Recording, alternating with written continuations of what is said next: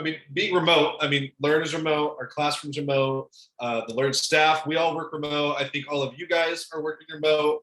And it has its challenges. It has, its ups and downs. Can you talk about maybe like what's one thing you really like about working remote, and then maybe one thing that's kind of a challenge working remote?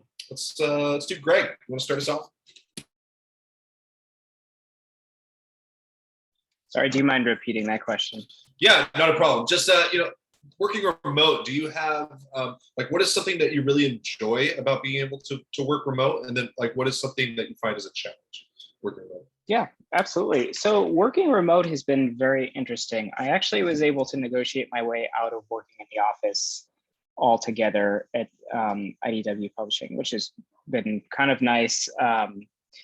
So the nice aspects of it, you get a lot of time to do what you need to do and when you need to do it. I think that's been extremely helpful, especially as we're pushing out different projects and you need a break during some of those busy projects. You can just take 5 minutes to do that. For example, last week, I was pushing out a new corporate website. But just before I was about to do that, I was a little bit nervous. So I was like, let me just take a 10-minute walk around the block and be able to do that. And then I'm going to push out this new corporate website that has to do with the New York Stock Exchange. And nobody was the wiser. But when you're in an office and you're together with a team of people, including the CEO and CFO, and they want you to push something out in 10 minutes, you have no time to walk around the block for 10 minutes and do that. It's high stakes. That's completely crazy. But at the same time, as long as you're getting your work done, you're totally fine. And as long as you can manage your time and everything is getting done on time, you can totally do that. So there are times where I just love taking the micro breaks and just some of the micro interactions that I have. It working from home, and that's been really nice. The challenge has been, how do you communicate with people and how do you empower your teams to feel confident about what they're doing, or at least feel like they're a part of the team and they're working towards something interesting, which has been a big challenge because communicating with people, you get tired of Zoom after a while, and it's very, very hard and it's very challenging. And especially as a web developer, like I don't ever want to be on Zoom calls. And like I've carried that throughout my time at IDW too. I just don't want to be on Zoom calls. It's horrible. It's to the point where I have the capacity to schedule all of my meetings on Monday and Tuesday, so I don't have to worry about talking to anybody the rest of the week. But in the beginning, that wasn't a luxury I had.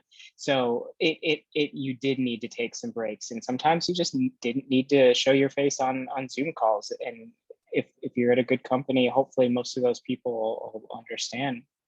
But yeah, feeling motivated and to be a part of a team has always been something that has been very important to me. So trying to carry that over into the digital world has been tough. I think, Scrum has helped a little bit to like daily online stand-ups and stuff like that. And just trying to create Slack channels that have witty banter has always been kind of fun. I think as an entertainment company, maybe we tend to have too many of these channels all at once. But yeah, that's just, it's been good, both challenging and trying, but at the same time, rewarding as well. Great. I feel a lot of those too. It is. I love the micro breaks, like you said. You go down, pet your dog, hang out with your dog. Maybe Shazeen, how has adjusting to remote? I know remote work is about to start, but like how has that adjustment been? I love it because one, I don't have to drive. I hate driving, hate it with a passion. And I just like that I can kind of move at my own pace in the morning. If there's no meetings in the morning time, I can wake up, breathe, I don't have to jump out the bed, get a shower, fight the traffic. I just get to wake up, sit down for a while, damage some brain cells with social media, and then get up, play with my dogs, give them their probiotics, change their food, just calming things. If I'm trying to do laundry, maybe I'll separate my laundry started. Like I get to just do things, and then my weekend are not filled with just chores. I feel like it definitely helps because a lot of times we feel like we waste our weekends doing chores, and working at home helps me do simple things like just simply doing the freaking laundry. So it's just less stress. And I think it's honestly great, especially your family. You don't have to not be around your children, which is something I definitely want in the future, like, so definitely being able to still have your presence in the home. It's still nice. Like, and honestly, those lunch naps, yes. Because it doesn't take you an hour to eat.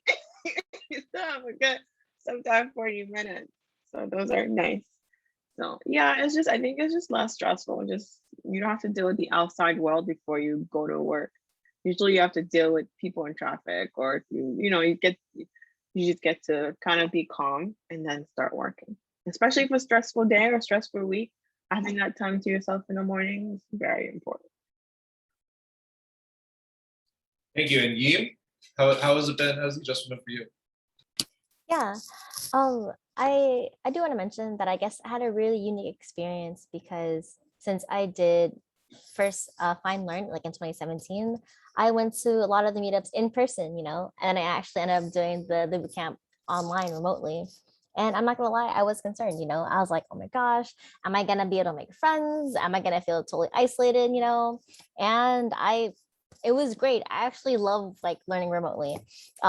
In addition to the lunch naps and going to have a bio break and drinking as much water as you want, it's great.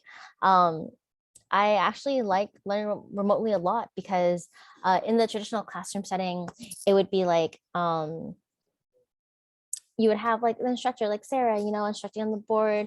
And in typical classroom setting, you're kind of like trying to peer over and trying to view the board and see what's happening, But online, like, oh my gosh, screen sharing is amazing. I screenshot all my notes. I copy and paste everything, and like I put into my own notes. It's really great. And another barrier as well that I experienced in person is like, there's like a class of 20 students, and we all need help at some point, and the instructors do their best to walk around and see who needs help.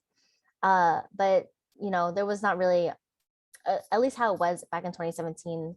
It was hard to kind of like queue up people who need help, but like online remotely, we have the Slack. We'd be like, hey Sarah, I need help, and she'll respond to your thread and be like, oh, I'll be with you in just 5 minutes, let me just finish up with like Matt or somebody else.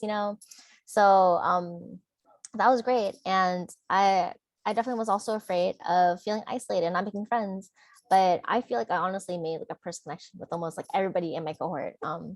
Definitely having to pivot and utilize like Zoom chat, or Slack, and like Greg said, like having like the silly Slack channels and discussions, like you still, you can still live your life, but we're definitely in the middle of like the pandemic and the plague, but there's still ways to do it. So